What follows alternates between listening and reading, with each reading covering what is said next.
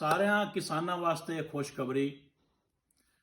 Social media ਦੀ ਤਾਕਤ, ਕਿਸਾਨਾਂ ਦਾ ਇਕੱਠ, ਇਹ ਸਾਰੀ ਚੀਜ਼ਾਂ ਮੂਜਬ ਬਣੀ ਹੈ ਜੀ ਕਿਸਾਨਾਂ ਵਾਸਤੇ ਖੁਸ਼ਖਬਰੀ ਲਿਆਉਣ ਦੇ। ਕਮਾਦ ਦੀ ਫਸਲ ਜਿਹੜੀ ਉਸ ਵਾਸਤੇ ਯਕੀਨਨ ਖੁਸ਼ਖਬਰੀ।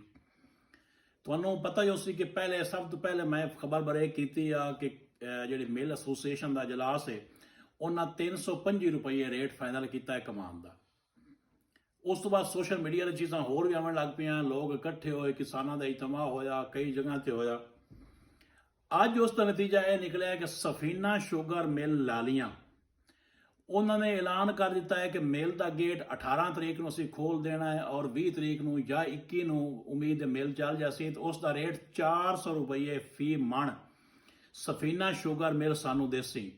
ਔਰ ਇਤਲਾਤ ਦੇ ਮੁਤਾबिक ਜਿਹੜੀ ਸ਼ੂਗਰ ਮਿਲ ਹੈ ਫਰੂਕੇ ਦੇ ਅੰਦਰ ਉਹ ਕੱਲ ਐਲਾਨ ਕਰ ਰਹੇ ਨੇ ਕਿ ਉਸ ਦਾ ਰੇਟ 400 ਰੁਪਇਆ ਫੀ ਮਣ ਉਹ ਗੰਨਾ ਜਿਹੜਾ ਜ਼ਿਮੀਦਾਰਾਂ ਕੋਲੋਂ ਖਰੀਦ ਸਕਣਗੇ।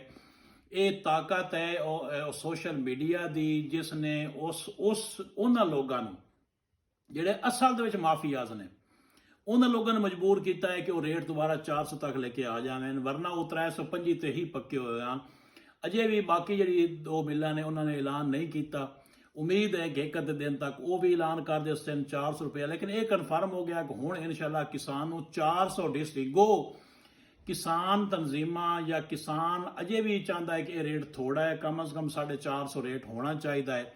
ਲੇਕਿਨ ਕਮ ਅਜ਼ ਕਮ ਜਿਹੜਾ 325 ਦੀ ਆ ਨਾ ਆਉਂਦੇ ਨੇ ਕੁਫਰ ਟੂਟਾ ਖੁਦਾ ਕਰਕੇ, ਜਿਹੜਾ 325 ਦੀ ਮਨਾਪਲੀ ਆ ਅਲਹਮਦੁਲਿਲਾ ਸੁਮਾ ਅਲਹਮਦੁਲਿਲਾ ਉਹ ਟਲ ਗਈ ਹੈ ਔਰ ਕੁਝ ਕਿਸਾਨਾਂ ਦੇ ਪੱਲੇ ਵੀ ਪੈ ਗਿਆ। ਬਹੁਤ ਸ਼ੁਕਰੀਆ।